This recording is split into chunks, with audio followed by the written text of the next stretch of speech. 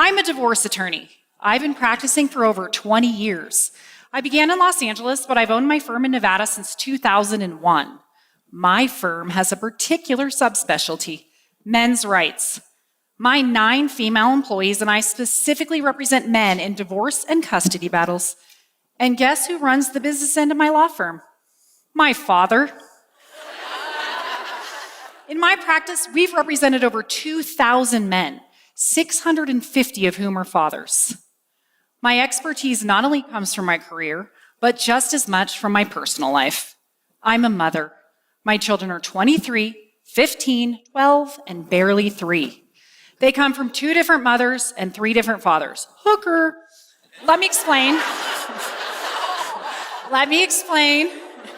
I helped my ex-husband raise our 23-year-old son, whom I didn't birth, from age 5. I share custody of my 15-year-old daughter with the same father. My 12-year-old son sadly lost his father to suicide when he was just 7, and my 3-year-old is being raised at home with his father and me. I literally live my work every day. So, what has 20 years of representing men in family law while living my own reality show as a wife, mother, and daughter taught me about fatherhood? Allow me, if you will, to start with the second thing I learned about fatherhood. Men parent differently than women, big surprise. But their influence is crucial in the development of their children. Do you know any mom in the world who would put dog shit in an Easter egg? Okay, maybe that's a good thing. Let me better demonstrate this point from my legal experience. When getting my father clients ready for court, I prepare them for this kind of interrogation. Who's your children's doctor or dentist? What's the name of your school principal or even their teacher? What grades did they get on their last report card? 9 times out of 10, they miss the majority of these questions. Seriously, does this mean they don't care or love their children as much? I bet it makes you wonder. But please hold your judgment. Here are the questions that my father clients can easily answer. If your son could be a superhero, what would his power be? What kind of monsters do your kids fear? How high does your daughter feel comfortable flying in a swing? What makes your son feel defeated?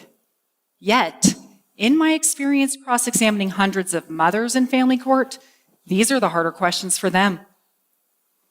Most of us know motherhood brings with it a 6th sense and an unspoken bond to our children. But what about fathers? Even fathers feel insecure about this reality. After representing 650 fathers, I can count on one hand those that felt secure in their instinctive role and significance to their children. What's interesting is my anecdotal legal experience suggests otherwise. In 20 years of practice, I've had over 100 men take a paternity test, like Jerry Springer. Seriously, do you know how many were wrong in predicting their biological relation to the child? 2. This shocked me and taught me my third lesson. Fathers, too, have a genetic bond and instinct about their children from infancy. Forget where you are for a moment, seriously, and close your eyes. I'd like to ask you to feel. Think about your childhood. Picture your father, his smiling eyes, his strong hands. Hear his deep voice. What did you love about your dad? Did he throw you high into the air? Teach you to ride a bike? Carry you home when you got hurt? Push you when you tried to give up? What did it feel like to have a daddy? Secure, fun, challenging? Now, go back in your memories and erase your father from every scene. This is what the other 40% of people's childhoods look like. Just under half the people listening to me, including my own 12-year-old son, felt sad, angry, or blank during the peak of your joy while playing along. Eye-opening, isn't it? Nearly 2 of every 5 children in America are growing up without their fathers, or 17 million, according to the 2016 census. Other sources estimate as many as 30 million. In 2011, I joined the board for a local charity called Nevada Youth Empowerment Project, or NYEP. NYEP is a housing program for homeless girls ages 18 to 24. As board president of this small charity, I've been closely involved and gotten to know the girls and their Tragic stories over the years. Hundreds of otherwise homeless girls have come through our program.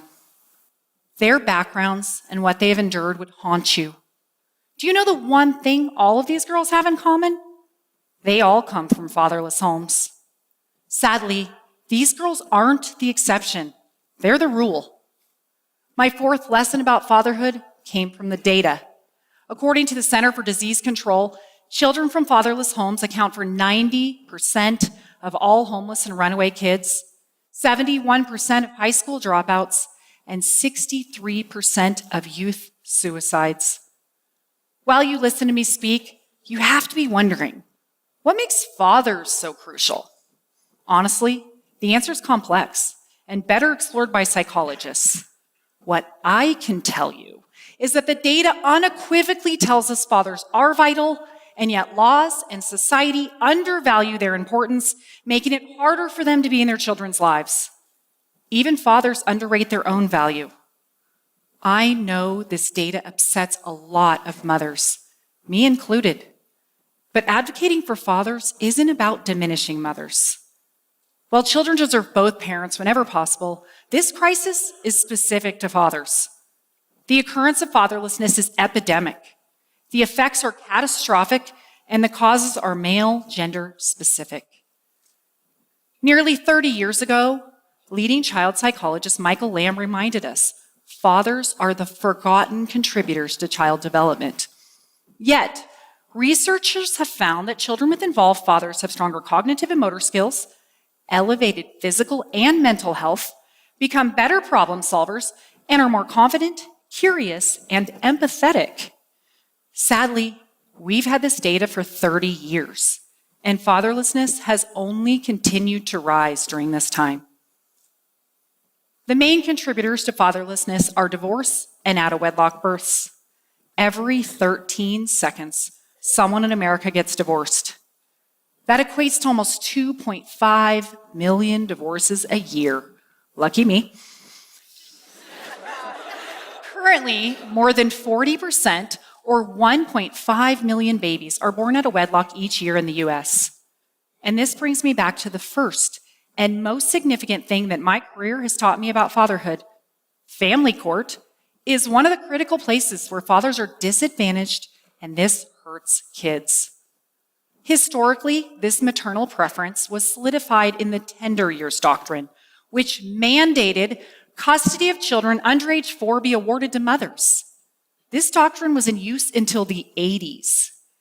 As the laws progressed, visitation for fathers improved, but it took a lot of years before the law was finally gender equal. In fact, it wasn't until 2017 that Nevada finally adopted a presumption for joint physical custody. When I began my practice, and until 10 years ago, the best my father clients could expect was every other weekend visitation and maybe a dinner on the off week. While significant legal progress has been made, this long-standing bias against fathers still occurs in the enforcement of custody orders, in child support rulings, and it exists in paternity laws. All the while, the number of kids growing up without dads continues to rise. Between 1960 and 2016, the percentage of children growing up with just mothers nearly tripled, from 8 to 23%. Paternity laws desperately need more reform to protect the 40% of children born out of wedlock each year in the US. Right now, once custody has been ordered, it's illegal to remove a child from their father, usually a felony. But it's perfectly legal in all 50 states for a woman to conceal her pregnancy, leave the father's name off the birth certificate, and never tell him he has a child, ever. How is this not kidnapping? Just as horrible, a woman can knowingly list the wrong father on a child's birth certificate, deceive him, and a short while later, in many states, the wrong man becomes that child's legal father forever. He's obligated to a child that isn't his, and that child just lost their real father with little to no recourse. This is a betrayal of the worst kind, and the law not only allows it, it creates the opportunity. This is what we know. Every bit of data we have tells us Children need their fathers. The law, its application, and society at large disfavor fathers. The law is improving, but the statistics are not. So, what can you do? We are the change makers, all of us. If you're a father, make the effort. Do everything you can to be in your children's daily lives. If you're a mother, encourage and facilitate the relationship between your children and their father instead of trying to interfere or control it. If you're a child, spend time with your dad. Ask him to do something. Seek his advice and guidance. If you're an employer, grant the fathers you employ the ability to be at their children's events, to help in their schools, to take sick days to care for their kids. If you work in the legal field, help us continue to progress, change the laws, and ensure that they're enforced to protect fathers and their children. The importance of this pursuit cannot be overstated. The fate of nearly half of America's children depends on it. I'd like to close by asking all of you to do one final thing. Please stand if you are able, or raise your hand. I'm serious, please. If you grew up without a father, if you raised or raising a child without a father, or if you were a father who's been separated from your child. Now, look around. The people really affected by fatherlessness. Really, look. Those of you standing and raising your hands aren't numbers. You're real, living, and feeling humans. You're the children scarred by fatherlessness. Now let me tell you who can't stand. The 1,000 fatherless children who were murdered last year. The 3,000 fatherless children who died from drugs. The 3,200 fatherless children who committed suicide last year. And the 14,000 fatherless children who were incarcerated. Everyone, please stand for them and do everything you can to help the remaining 17 million fatherless children avoid these fates. Thank you.